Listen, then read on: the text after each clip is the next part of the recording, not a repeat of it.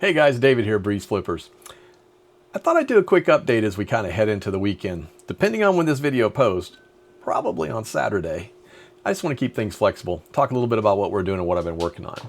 So we actually had some sales come along, and I cannot tell you how happy I've been to see the sales coming.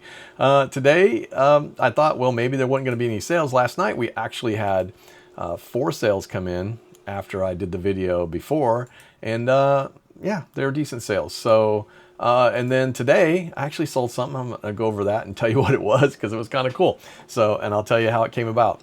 But first thing that shipped, and all these things you're going to have to put up on the screen because they're already shipped. So I'll just let you know they shipped already.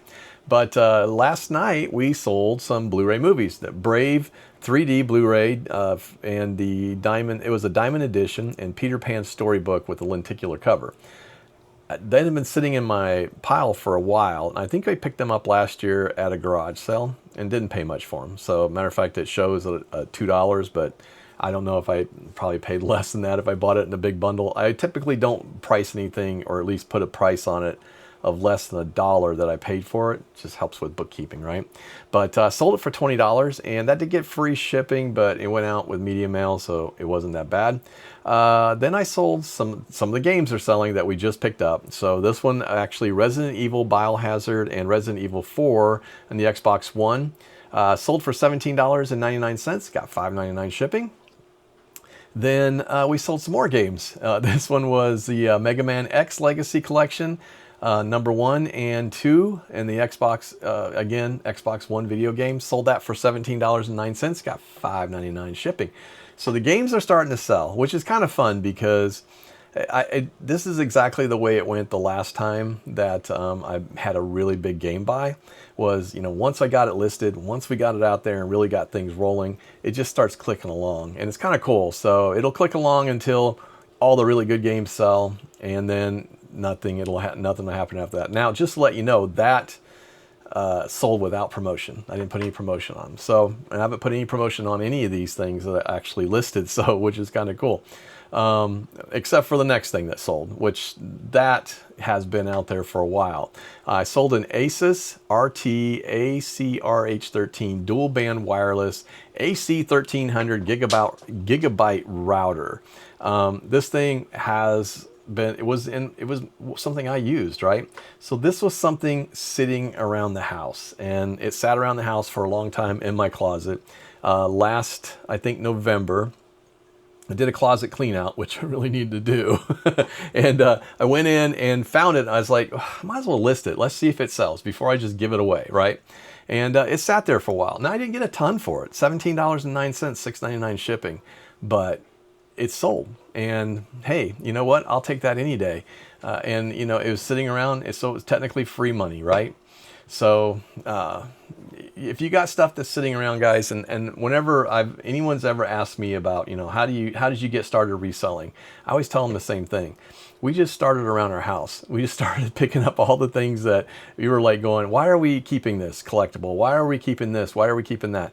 We just didn't know. And we sold things like crazy things. I even sold a dog door the first year, a dog door. I mean, it was a flap that went on our dog door that didn't fit the dog door that we had anymore, and it was just sitting around, so I sold it. So anything would sell, guys. It would just put it on there and sell it, especially if you're just starting out. eBay rewards a lot of people, and a lot of times when you're just starting, eBay kind of rewards that a little bit, and I felt like that really helped us because we sold a lot of stuff right off the bat. So very cool. The last thing that sold just came in today, so today wasn't a 0 day, and this is exciting because on the podcast, the Flipping Truth with Wes and David, that came out yesterday. When we recorded it Wednesday night, our discussion was about death piles because everybody's got a death pile, right? And how you deal with your death pile is different, but we talked about how we're dealing with ours. We talked about where the death piles come from and maybe some of the things that we helped contribute to the death pile. But we made a commitment to each other and said, okay, we're going to grab 3 things out of our death pile. And because, I'm me, I went above and beyond. I actually grabbed 4 or 5 things out of my death pile, and we said we were going to list them yesterday and then see what they sold. I tell you, one of the things that I was avoiding was the Nintendo Wii U 32 gigabyte black console bundle. and it came with the gamepad, and it had the Smash Brothers test and it was tested and it works. All right, so I was avoiding the testing part. I hate testing video game machines and stuff. It takes a while. You got to set them all up. You got to do all this stuff. It's just a pain, and I didn't do it, and that was on me. That's being lazy probably, or just, had other things that I wanted to do other than test a video game. But I made that commitment, and I did it, tested it, and it sold this morning, actually just a little bit ago, $142.49. It's going to get $15.99 shipping because it is heavy. Yeah, I'm gonna run the old thing in my head going, wow, that sold under 24 hours. Did I underprice it? Did I, oh man, did I? I'm not gonna play that game, guys. I looked at the comps. Comps ran anywhere from, I saw some as low as $80 all the way up to I think $160, and I priced mine right in the middle, $142.49. And I think that was it was $145.99 or something like that, and I offered 5% because immediately I had like 5 watchers. So I thought, yeah, I'll just go ahead and do that, and see if anybody's interested in it.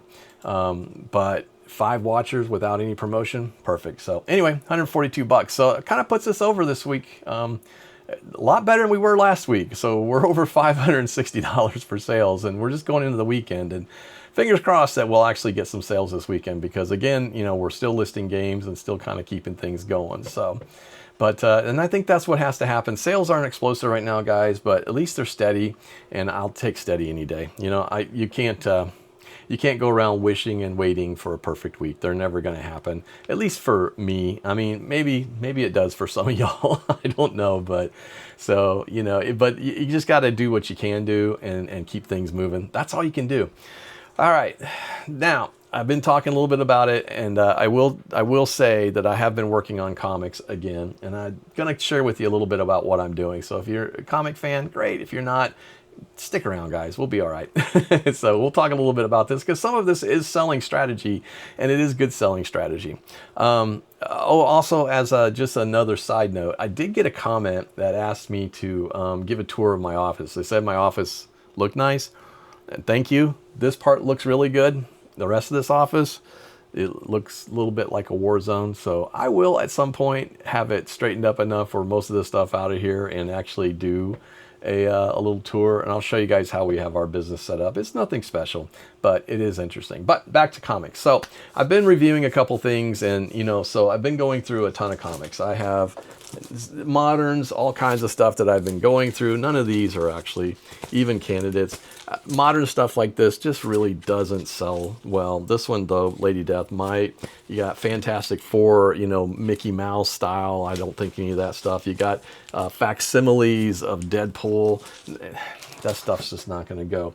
But there are some, as you hit it and you keep going through the pile, because that's what I'm doing. And I start looking through them and go, this one has merit. This one doesn't. Like, I went through a bunch of really vintage ones, and you would think, right, 12-cent comics, 35-cent comics, some of these might have some value to them, but a lot of these, they're nice. Maybe they're keys, maybe they're not. Most of these aren't. But, Spider-Man, Marvel Tales starring Spider-Man number 97. None of these are really great comics, and unfortunately they're really in bad shape. So, but these might end up, and probably will end up, in on Dibdit, which I'm going to let them go on to somebody else who wants to collect them and wants to do that. But there's something I've been looking at, and this is where the business part comes in. So one of the things that I've been really going through and trying to be really business-like with this, and like I said, I've been working with ChatGPT, and I've got kind of a prompt built that's actually helping me make these decisions. But I started writing things down on the back of the books, which this has been helping, and actually have changed it since I got to the bottom of the pile, because there's more information that I need. But I was looking at this one right here, Holiday Special Batman Adventures #1. Well, first of all, I said that I have the entire Batman Adventures run, except for number 12. I need a number 12. When number 12 is the first appearance of Harley Quinn. But I do have a facsimile of it, so it holds a spot, but it's not the same. Anyway, but I started looking at some of these books, and I have so many copies of some of these that I picked up off of Dibdit. Just going to say, guys, dibdit.com. It's a great place to go over and shop. But I picked these up, and I have 3 or 4 of them. So I grabbed 2 of the best ones, and I looked at it. So this is Holiday Special, The Batman Adventures, #1, at a 9.8. Last one recently sold at $160, but there's 173 of them in the inventory. At a 9.6, it drops down to $100. So this one would be okay to send in, and I have 2 of them, so I may pick the best one or maybe send in one or the other. But they have recently sold, and actually the recent solds aren't that bad. So a lot of times, and this is new information I started writing down, because on the back I was just writing the number in the inventory, what scale, what grade, and what that last sale or what the fair market value is. But I started writing down after this the 90-day most recent sale, because a lot of times that'll tell you something, right? So then I started pulling some other ones out, and I thought, well, this one's kind of cool too. There's Fantastic Four number 319. This is a direct issue. And I started looking at it going, you know what? This is definitely a 9.8 candidate. Definitely needs a press, but there are no big dents. There's no spine ticks or anything. I used my handy little tool and kind of been going across that and looking at the spine. This is all part of the first step of what I'm doing, right?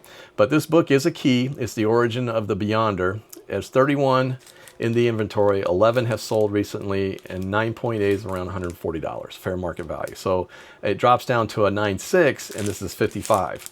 So this book, if I think it can get a 9.8, I'll send it in with a 9.8 minimum score on it. So, and anything below that I won't take.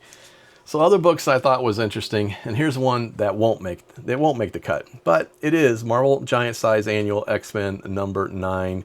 This one, guys, the color's pretty, I can tell you that much. It's got good color on the front, but it has got a lot of dirt around the white, and it does seem like it might have a few spine ticks. So the problem is it's got the top of the book, actually the very top of the book, seems to be not sliced, but it looks broken. So like people will turn the pages when they grab the pages. You either finger bend them, you get a finger bend if you hold the book, weird, or a lot of times people will pull stuff out of the boxes and they'll bend them, and you keep bending in one spot. That's what gets you that spine break, right?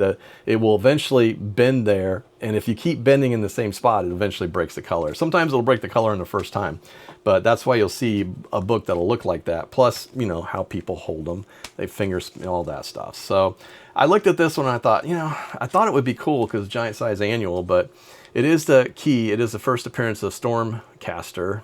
164 in the inventory, 83 have sold at $80. So this one, as much fun as it looks like it would have been to clean, it's probably going to get cleaned and sold online. And then I looked at this one. Now, I did not know this one was this old. I thought this was relatively new. 2002 is when this book came out. This is the Spider-Man Mangaverse, Marvel. This is number 1, done by Carrie Andrews. And it's a cool cover, guys. It really is. And the artwork inside of it's kind of neat. It's the first appearance of manga Spider-Man. So it is a key, but fairly obvious. First edition, first copy. So that's why a lot of times when I'm buying, one of my strategies is I always look for a first copy. Because typically, in very few cases, there are some, most of them are keys. So, and it's number 1. But sometimes those aren't the most valuable ones either, though, the first copy. But in this case, it's the first appearance of the manga Spider-Man. There are 104 in the inventory, and 45 is sold at 9.8 for $110. But at 9.6, that drops down to $42. So it's going to get sent in with a 9.8 stipulation on it. Now, I did flip it out and look at the back. If I do send it in, it might have a crease, a vertical crease down the back side. So that one, we'll see if it comes out. If it doesn't come out, then I don't know. But here's another one. This is a tough business decision, okay? So this is the Mighty Morphin Power Rangers Shattered Grid number 1. It is just a cool cover. It's a virgin cover, which means it has no writing on it.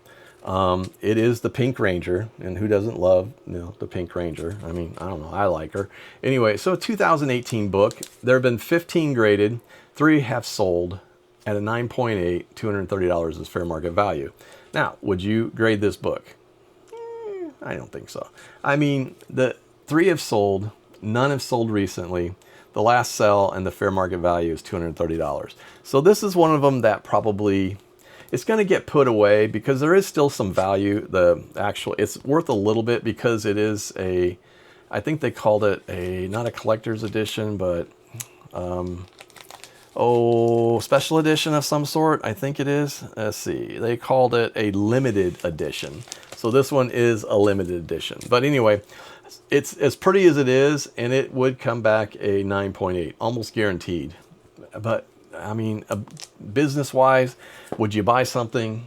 Would you do something or spend money on something that you know that's probably going to take a very, very, very long time to sell? So unless I wanted it for my personal collection, which it might be kind of cool. I mean, 24 bucks to grade it. It's already mine, so I don't even know what it cost me. I think I bought it in a bundle of books. So, so that's a tough business decision. What would you do? Tell me. All right, this one, Iron Man 200, another cool cover. This one is remarkably clean. Again, I bought this off Dibdit. This is a key, 1985, first appearance of Iron Man, new Iron Man armor, and the death of Ironmonger. There's 132 graded at 9.8, 83 have sold at $110, but the 90-day average, this is where I started writing a lot more stuff.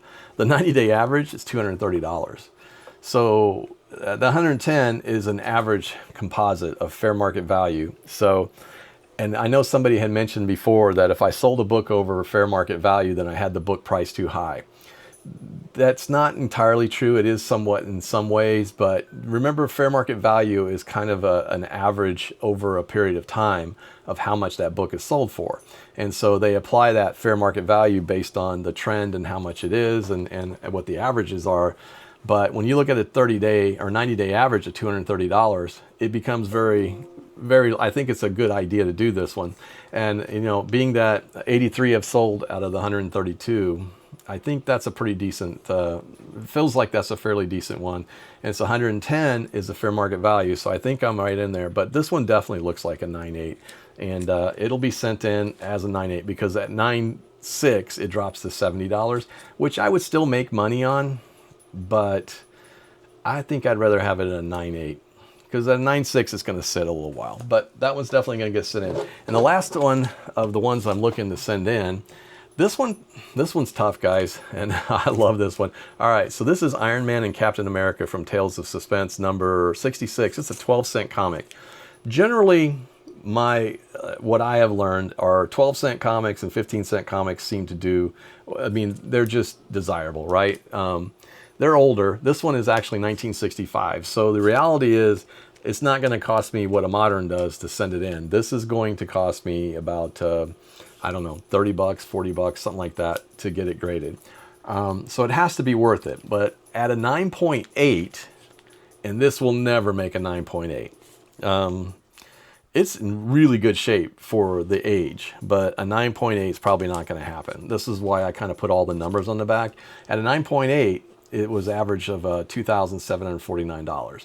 9.6, it would be $1,450, and then, but the numbers are interesting because there's only 3 at a 9.8 and 1 sold, 7 at a 9.6 and 1 sold for $1,450, 23 in the inventory and 10 sold at a 9.4 for $925, and 46 in the inventory and 28 at 9.2 for $475.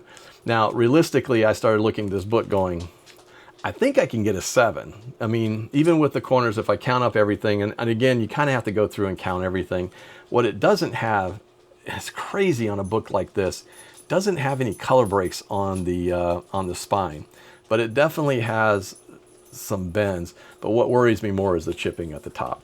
So that is definitely going to get a downgrade a little bit. Plus, the corners are blunted a little bit. They're not perfectly square, so that's going to count against it.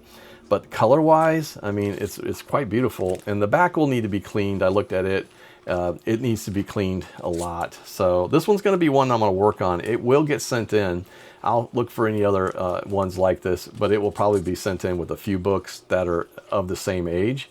But this one could come back. If it comes back anything over a 7, I'm in money. So this is one I would take a chance on. I'm definitely going to take a chance on. The last one, and I'm looking for anybody's advice out there. This one came to me. All right, so this one is a bit damaged. All right, you can see this right here. I ordered a book off of eBay, and the guy sent it to me in a poly bag. No padding, just a poly bag. He shipped it to me in a poly bag, and as soon as I got it in the box, I was like, "Oh, good heavens! There's no way that thing made it." I mean, there was just no way. It didn't even have cardboard inside, and sure enough, yeah, it was cracked. So I emailed him and I said, "Hate to tell you this, man, but that book was broken when it got here." And he's like, "Oh man, I'm so sorry." And he just said he just refunded my whole, the whole thing, which honestly, it's not an expensive book. I paid $17 for it, but I bought it because I know the upside of it was there's a potential to it. And even I looked at the grading and everything. And this is what a lot of people do in this part of this business, is that they'll go in and look and see what was wrong with it. The grader notes on this 6.5 is there was light staple rust, light warping to the cover, a creasing to the cover, and a wear on the corners of the cover. So, and I could see that. Now these are square bound books. Basically they have a square kind of back, so they're really thick, almost like a Prestige of some sort, but they have a square. So a little different pressing job. It doesn't honestly look like they pressed it. It doesn't look like they did anything to it. They just sent it in as is. So at a 6.5, it was only worth, let's see, 6.5, $30. And the reason I got it was because I knew with shipping and everything, I got it for $17. I thought for sure I can do something, either crack it or, resell it and just make a few dollars on it, right? If I didn't decide not to do that. But when I got it and it was cracked, I was like, well, what am I going to do with it? So now I'm researching how to crack open. I've never cracked one, and I don't really have any intention to crack one. You can do the old ones. The really old ones that are real thin, they actually open on the side. You can actually just pop those apart almost. These are actually sealed. And so I was reading, it says something about taking basically side cutters and just kind of cut around. But I'm a little nervous to do that, but however, I'm not into this for anything. It's free. So this will be a good lesson to learn.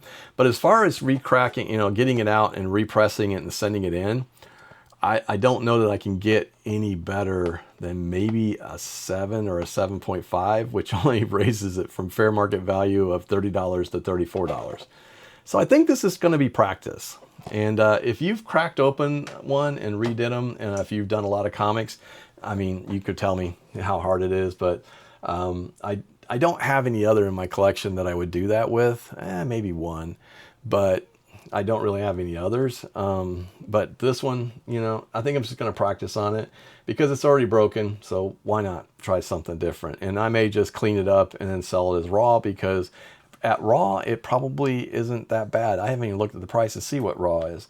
But this is one of those business decisions, though. You got to think through it and go, okay, is the juice worth the squeeze? And those are sometimes hard to do. But let's see, a raw one at the... they actually made a facsimile of this book. Why would they have done that? Yeah, actually...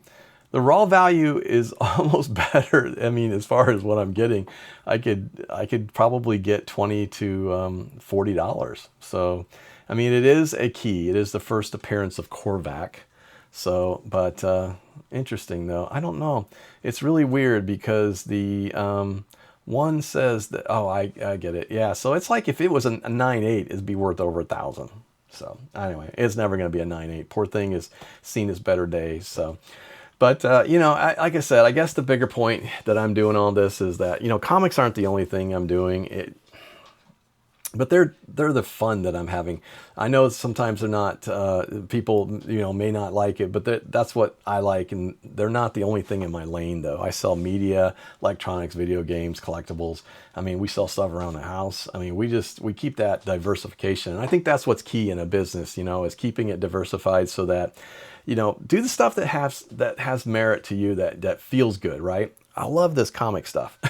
So I love doing these things. And one of these days I'm going to start learning a little bit about cards too, because cards are also something. Well, nope, I thought I just sold something else. Yep, I think we did. So anyway, I'll have to go look and see what that was. Hey, they're still clicking. We like it. So that's what we want. So this weekend, though, I'm going to start listing the graded books that I just got back. So that's going to be interesting. Plus, I need to go and look at the ones that are already listed and reprice those based on some of the new fair markets values to see if we're in there, you know. And again, guys, you can't put everything on fair market value because that is kind of an average.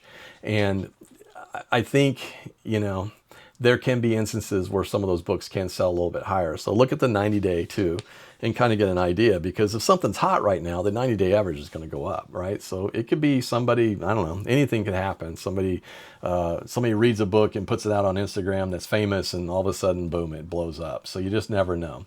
But I think that's one of the things I'm just going to do this weekend, though, as I put up the new stuff. I'm going to go back and look at the old stuff and just say, okay, where are we at with this? And if I got 15 watchers on it or 10 watchers, which a lot of those books do, then I'm going to rethink about what I want to price them at, especially like the 9.9 Amazing Spider-Man 50, I think. It's a reprint, but I've got it listed. A 9.9 does merit something, and a 10 merits something, but it's a reprint, so it may not get as much. So I need to be realistic about what I'm selling. So anyway, that's kind of what's going on. That's the weekend plan, and we're going to go sourcing tomorrow. Probably going to hit some garage sales, I hope. Maybe the flea market again, because we did pretty good last time.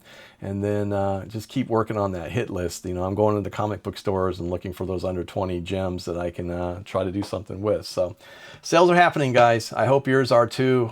They're not fireworks right now. Nothing's going crazy, but hey, it's steady, and I like that. The listing that Wii U kind of proves that, inventory doesn't sell if it's in the death pile. So listen, if you got a death pile, go pick 3 or 4 things out and just get it listed and see what it does. My friend Wes did that too, and he's hoping that some of that stuff sells. We're going to probably do a follow-up on that on the Flipping Truth with Wes and David next week. So if you guys haven't had a chance to go look for it, you can look it up and find it. Within a few weeks, it will be on its own page or its own YouTube channel, because we already have the channel.